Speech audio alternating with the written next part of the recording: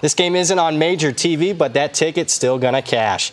This is Brad Powers in the pregame.com studios just off the Vegas Strip. We're talking Sunday college basketball action. We have Georgia Tech at Notre Dame. Notre Dame plays fast. Georgia Tech plays slow.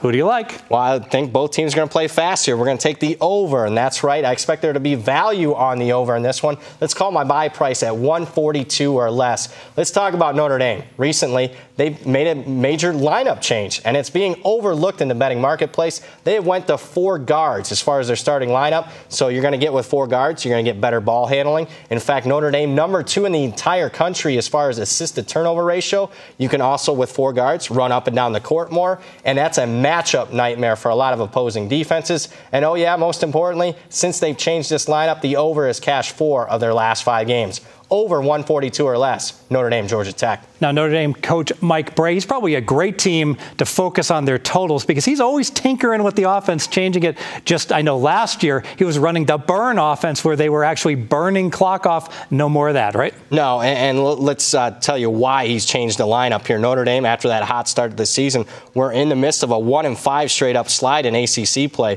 So they had to, as far as change the dynamics of their season. So they went to the 4 guards, and let's be honest, Notre Dame already at a height disadvantage. Their leading rebounder is 6'5" Bonzie Colson, plays 6'11", but they're already at that disadvantage, so why not go to 4 guards? It's been very successful for them, not only for the over, but they've won each of their last 4 games. I have to tell you, I took a look at their schedule. I have a major concern that it sure looks like Notre Dame plays to the tempo of the other team. So when they play a North Carolina or BC, they'll run up and down the court with them, but when they played lower scoring teams, the Miamis, the Georgia Techs, the Virginias, all those games land in the 120s. Any concern there? I think you bring up an excellent point, but I think the reason a lot of those games were lower scoring was the situational spots. I know for a fact the Miami game was a very tough travel spot for Notre Dame in that one. The Georgia Tech game, the first meeting between these two, and let's break it down, Georgia Tech won 62-60, so I expect there to be some value as far as that low score,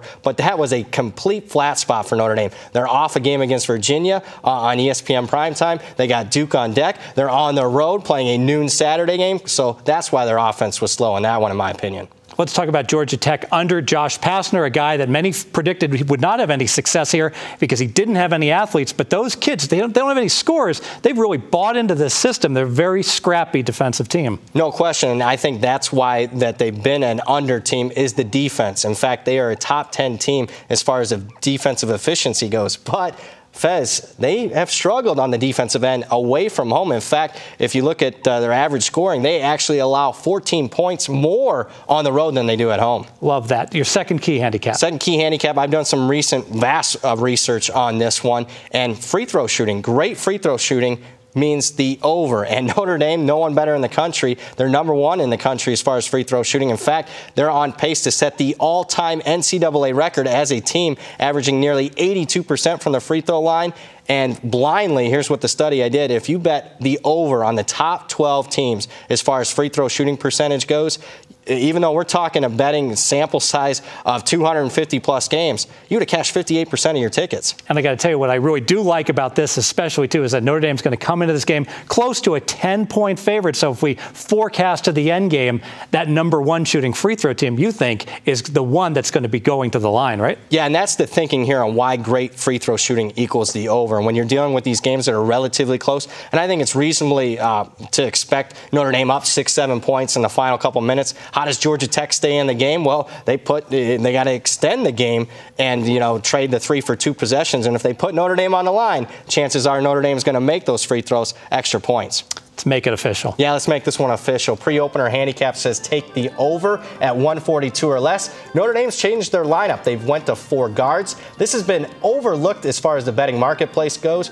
but they got better ball handling with those 4 guards, and they can run up and down the court more with those 4 guards. Plus, Notre Dame's a great free throw shooting team, especially when they're likely a single-digit favorite in this game. So some late scoring by Notre Dame, if they get put on the free throw line, means that they're going to get some extra points. Add it all up. 142 or less is the buy price for me. We'll have more videos at pregame.com.